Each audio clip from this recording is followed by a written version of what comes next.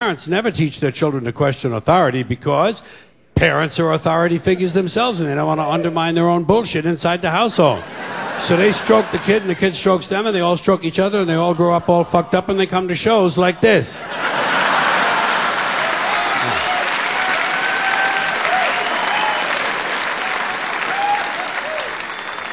Children have to be told there's bullshit coming down the road. They have to be warned that life is about detecting the bullshit and fending it off as best you can. No one told me a thing like that. I was never warned about any of this, had to find all of it out for myself. And there are still, as with you probably, a lot of things that you're expected to believe and accept in America that I personally have a problem with, and I question a lot of these things. Give you an example. I saw a slogan on the guy's car. It said, "Proud to be an American." And I thought, well, what the fuck does that mean? Proud to be an American. You see, I've never understood national pride. I've never understood ethnic pride. Because I'm Irish, and all four of my grandparents were born in Ireland, so I'm fully Irish. And when I was a kid, I would go to the St. Patrick's Day parade. And I noticed that they sold a button that said, "Proud to be Irish." And I could never understand that because I knew that on Columbus Day, they sold a different button that said, "Proud to be Italian." Then came Black pride and Puerto Rican pride. And I could never understand ethnic or national pride. Because to me, pride should be reserved for something you achieve or attain on your own, not something that happens by accident of birth. Being Irish...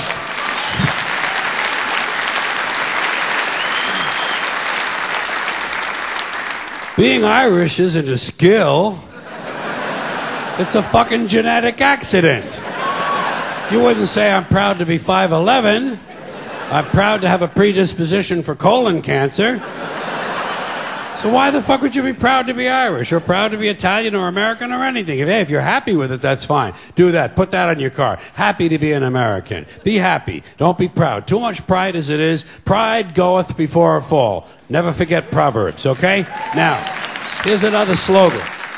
Here's another slogan you run into all the time. God bless America. Once again, respectfully, I say to myself, what the fuck does that mean? God bless America? Is that a request? Is that a demand? Is that a suggestion? Politicians say it at the end of every speech, as if it were some sort of verbal tic that they can't get rid of. God bless you and God bless America. God bless you and God bless America. I guess they figure if they leave it out, someone's going to think they're bad Americans. Let me tell you a little secret about God, folks. God does not give a flying fuck about America, okay? He doesn't care. He never cared about this country. He never has. He never will. He doesn't care about this country any more than he cares about Mongolia, Transylvania, Pittsburgh, the Suez Canal, or the North Pole. He simply doesn't care, okay? He doesn't care.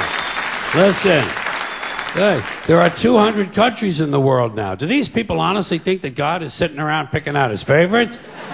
Why would he do that? Why would God have a favorite country? And why would it be America out of all the countries? Because we have the most money? Because he likes our national anthem? Maybe it's because he heard we have 18 delicious flavors of classic rice-a-roni. It's delusional thinking. It's delusional thinking, and Americans are not alone with these sort of delusions. Military cemeteries around the world are packed with brainwashed, dead soldiers who were convinced God was on their side. America prays for God to destroy our enemies. Our enemies pray for God to destroy us. Somebody's going to be disappointed. Somebody's wasting their fucking time. Could it be everyone? Now.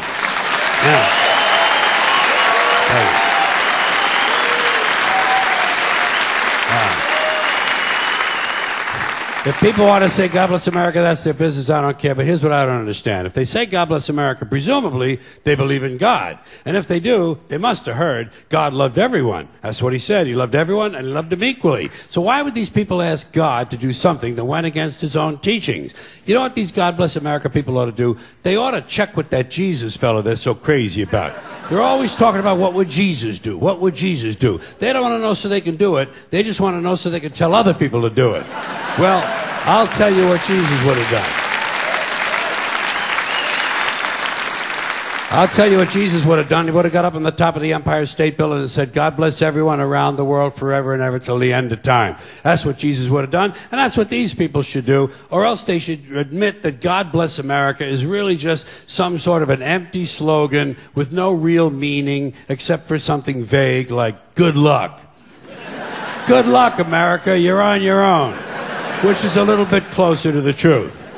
Here's a civic custom that I don't understand. Maybe you can help me. Taking off your hat when a flag passes by, or when some jack-off at the ballpark starts singing the national anthem.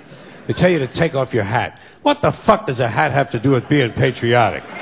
What possible relationship exists between the uncovered head and a feeling that ought to live in your heart? Suppose you have a red, white, and blue hat. Suppose you have a hat made out of a flag.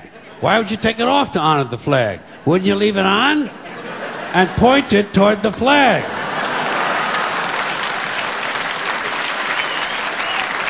And what's so bad about hats that you have to take them off? Why not take off your pants? Or your shoes. They tell you at the airport, they say, take off your shoes. They tell you it's a national security, so taking off your shoes could be patriotic too. I started to question all this stupid hat shit when I was a kid. When I was a kid, I was a Catholic, at least until I reached the age of reason, okay? So, I was a Catholic for about 2.5 years, something like that. And during that time, one of the things they told us was that if a boy or a man went into a church, he had to remove his hat in order to honor the presence of God. But they had already told me that God was everywhere. So I used to wonder, well, if God is everywhere, why would you even own a hat? Why not show your respect? Don't even buy a fucking hat. And just to confuse things further, they told the women exactly the opposite. Catholic women and girls had to cover their heads when they went into church. Same as in certain temples, Jewish men have to cover their heads in those temples. In those same temples, Jewish women not allowed to cover their heads. So try to figure this shit out. Catholic men and Jewish women, no hats. Catholic women and Jewish men, hats. Somebody's got the whole thing totally fucking backwards, don't you think? And, you know,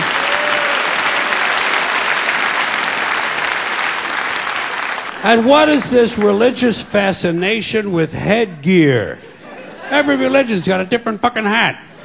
Did you ever notice that? The Hindus have a turban, the Sikhs have a tall white turban, Jews have a yarmulke, the Muslims have the keffiyeh, the bishop has a pointy hat on one day and a round hat on another day, cardinal has a red hat, pope has a... Everybody's got a fucking hat. One group takes them off, the other group puts them on. Personally, I would never want to be a member of any group where you either have to wear a hat or you can't wear a hat. I think...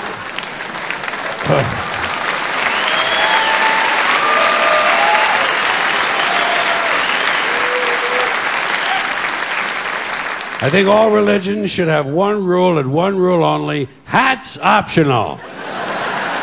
That's all you need to run a really good religion. Here's another one of these civic customs: swearing on the Bible.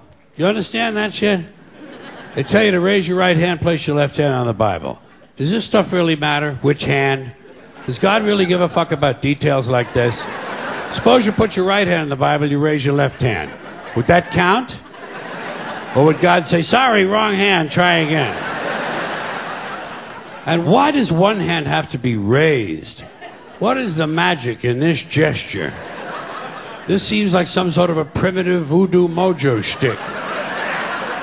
Why not put your left hand on the Bible, let your right hand hang down by your side? It's more natural. Or put it in your pocket. Remember what your mother used to say? Don't put your hands in your pockets. Does she know something we don't know? Is this hand shit really important? Well, let's get back to the Bible, America's favorite national theatrical prop. Suppose the Bible they hand you to swear on is upside down, or backward, or both, and you swear to tell the truth on an upside down, backward Bible.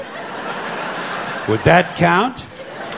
Suppose the Bible they hand you is an old Bible and half the pages are missing.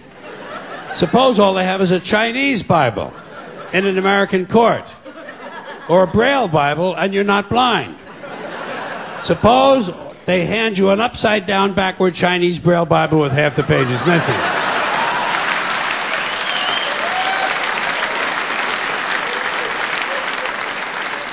At what point does